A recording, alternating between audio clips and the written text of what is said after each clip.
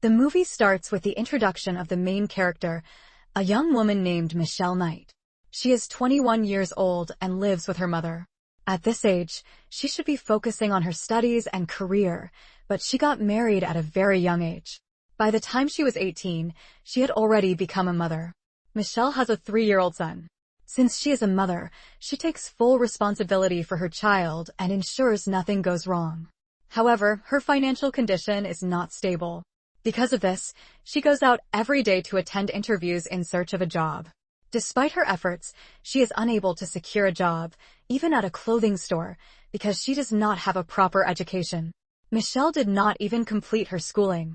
One day, she comes home tired, only to find that her mother is not at home. Instead, a man is sitting inside, heavily drunk. Michelle sits beside him, and suddenly, he misbehaves with her. Witnessing this, Michelle's son tries to protect her, but the man pushes him away. Her son falls to the ground and hits his head. Michelle gets extremely worried after seeing this. She immediately takes her son to the hospital. Upon examining the boy's injuries, the doctor becomes suspicious of Michelle. The doctor assumes that Michelle has been mistreating or neglecting her son. As a result, the doctor informs social workers, who then decide to keep the child in their care until they investigate the situation and determine whether Michelle is fit to take care of him. When the social worker arrives, she asks Michelle several questions. Michelle desperately pleads for her son to be returned to her. However, the social worker tells her that she is unemployed, financially unstable, and has failed to take proper care of her son. The social worker then informs Michelle that if she wants her son back, she will have to go to court. A few days later, Michelle is seen with her friend. Through their conversation, it becomes clear that she has to attend court the following week. She firmly believes that her son will be returned to her. Finally, the day arrives when she has to go to court. As she steps out of her house, she realizes that she does not know the exact location of the court.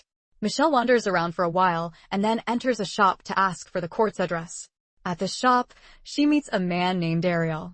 He offers to give her a lift. Since he is the father of one of her friends, Michelle trusts him. Moreover, she does not have time to wait any longer, so she agrees to go with him. Michelle and Ariel sit in his truck and start their journey. While driving, Ariel tells Michelle that he has many dogs at home and suggests that she take one for her son. Initially, Michelle refuses because she is already running late for court. However, she then remembers how much her son loves dogs and how happy he would be to see one. So, she agrees. They arrive at Ariel's house, where Michelle sees a dog outside. This reassures her, and she does not suspect anything. However, as soon as they step inside, she realizes that Ariel had brought her there with bad intentions. The moment they enter, Ariel quickly shuts the door. By the time Michelle understands the danger, it is already too late. Ariel grabs her, ties her hands and legs, and seals her mouth with tape. He then binds her entire body with wires and suspends her from the ceiling. The pain is unbearable, but even in this situation, Michelle's only thought is about her son. She worries that if she does not attend court today, she may never get her son back. She desperately begs Ariel to let her go, but he ignores her pleas and leaves her hanging there. Night falls, but Ariel does not return. Since Michelle fails to show up at court, everyone assumes that she has abandoned her responsibilities. People, including her own mother, believe that she deliberately skipped court. Her mother already thinks that Michelle was neglecting her son, causing his injury. Now, her absence from court convinces her that Michelle has run away from her responsibilities. Because Michelle does not have a good relationship with her mother, nobody searches for her when she does not return home that night. She remains hanging from the ceiling for 2 days. Eventually, Ariel returns and takes her down. Michelle has not eaten anything for 2 days, and she is in terrible condition. Yet, Ariel drags her down the stairs and locks her in the basement. Ariel then behaves like a monster, forcefully tying her to a pole. Just then, someone knocks on the door. Ariel checks and finds that his mother has come to deliver food for him. After talking to her briefly, he sends her away. Meanwhile, Michelle manages to loosen her restraints. However, she does not attempt to escape because, at that very moment, Ariel returns. He immediately pulls out a gun and threatens her. He then tells Michelle that his family abandoned him and left him all alone. He adds that she is now everything to him and that he will do whatever he wants with her. Ariel brutally beats Michelle, causing her immense pain. Slowly, several years pass. It is now Christmas time, and Michelle's condition has worsened even more. Despite the freezing cold, Ariel never lets her wear full clothing. He treats her like an animal, keeping her chained up. Whenever he desires, he forces himself on her and then leaves her in the same miserable condition. There's a TV in the room where Michelle is held, but every window and door is locked. Ariel knows that no one is searching for her. Even if she dies there, no one will care. Despite that, he installs alarms on every door and window in the room. One day, Michelle gets a chance. Ariel's daughter, who happens to be Michelle's friend, comes to Ariel's house with her friends to have a party. Seizing the opportunity, Michelle bangs the chain against the bed to create noise, hoping the visitors will realize someone is trapped inside. But Ariel increases the volume of the music, drowning out her sounds. As a result, no one hears her cries for help. Many more days pass, filled with pain and suffering. Michelle endures endless beatings and torment, growing physically and mentally exhausted. However, she never loses hope. One day, Ariel brings her a dog. She happily plays with it, finding some comfort in its presence. However, when Michelle tries to escape with the dog one day, Ariel catches her. As punishment, he kills the dog right in front of her. He then warns her that if she tries to escape again, she will meet the same fate as the dog. Ariel starts treating his actions like a twisted game. Becoming even more monstrous, he kidnaps another girl named Amanda. She is just 17 years old. He keeps both of them chained in separate rooms. Whenever Michelle and Amanda manage to free themselves, Michelle tries to talk to Amanda, but Amanda is always crying. Michelle watches the news on TV and sees that the police are searching for Amanda. Her family and friends are pleading for her safe return. People are holding rallies, lighting candles, and praying for her rescue.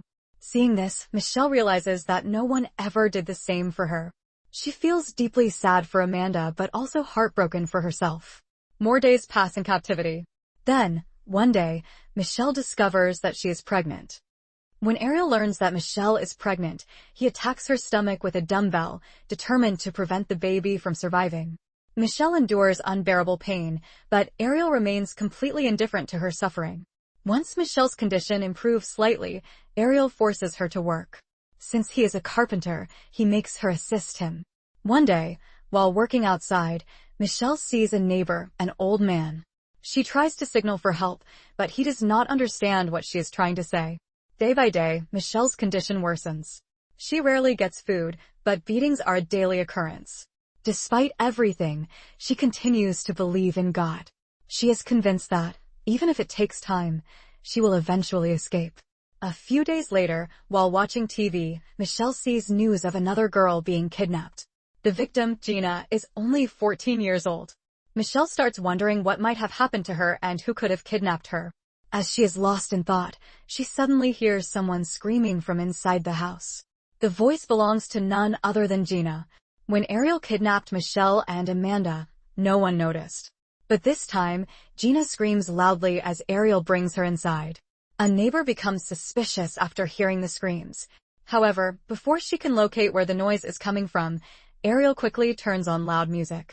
Still, the neighbor is uneasy. She calls the police and points towards Ariel's house, saying she suspects him. However, the police officer dismisses her concerns, saying that suspicion alone is not enough to accuse someone.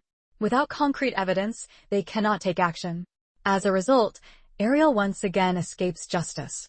Ariel begins treating Gina the same way he has treated Michelle and Amanda for years.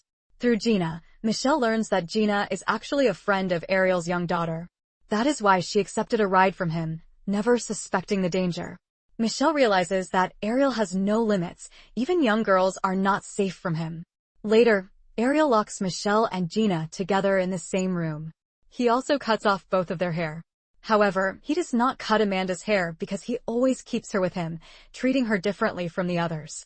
News of Gina's disappearance spreads rapidly. Her parents appear on TV, begging for her safe return. Missing posters of Gina are put up everywhere. As Gina watches all of this on TV, she becomes even more scared. Unlike Michelle, she has no courage left. Seeing this, Michelle takes on the role of an older sister, comforting Gina and taking care of her as best as she can. Michelle also teaches Gina how to pray. One day, Ariel forces himself on Gina right in front of Michelle.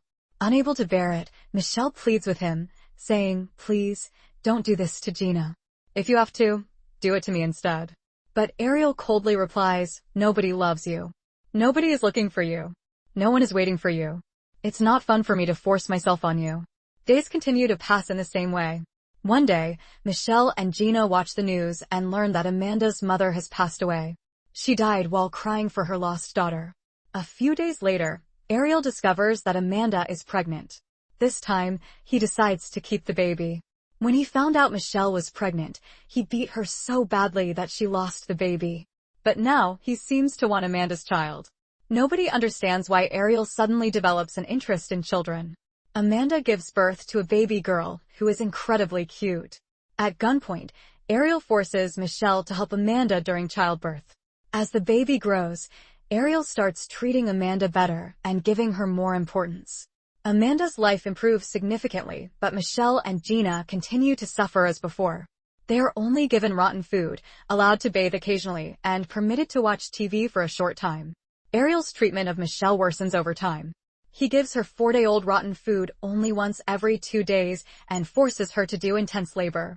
He treats her as if she is useless, as if she has lost all value to him. Every time Michelle sees Amanda's daughter, she thinks of her own son. Years have passed, and she wonders if he is still alive.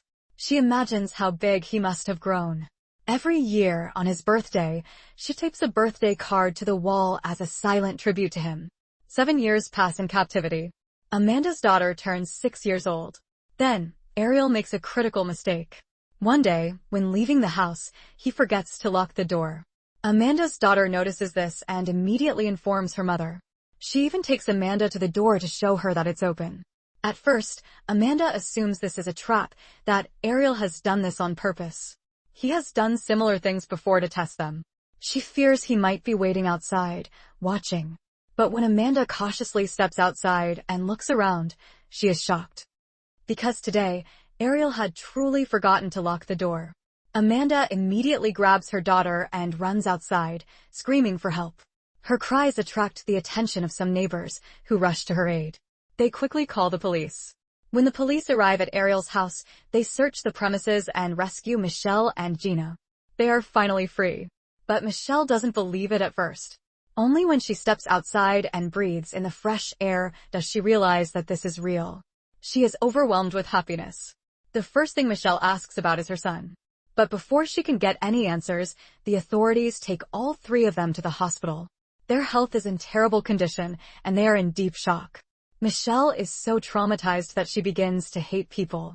She refuses to let male doctors and nurses near her. She screams at anyone who tries to approach her. Meanwhile, Amanda and Gina's families come to see them. Their families provide immense support, embracing them with love and care. But Michelle has no one. No one comes for her. Later, Michelle learns the truth about her son. He was adopted by a loving family when he was 4 years old. Now, that family does not want him to meet his biological mother. The government provides Michelle with a house to live in, along with security and all the basic necessities she needs. Eventually, Michelle goes to court and testifies about everything that happened to her. She demands justice and insists that Ariel receive the harshest punishment possible. Ariel is sentenced to 1,000 years in prison. But just 1 month into his sentence, Ariel commits suicide. He cannot bear the weight of his crimes or the reality of life behind bars. With him gone, Michelle, Amanda, and Gina finally move forward, starting new lives. And with that, the movie comes to an end. Thank you for watching our movie recap. If you enjoyed it, please consider subscribing for more great content. Your support means a lot to us. Have a wonderful day.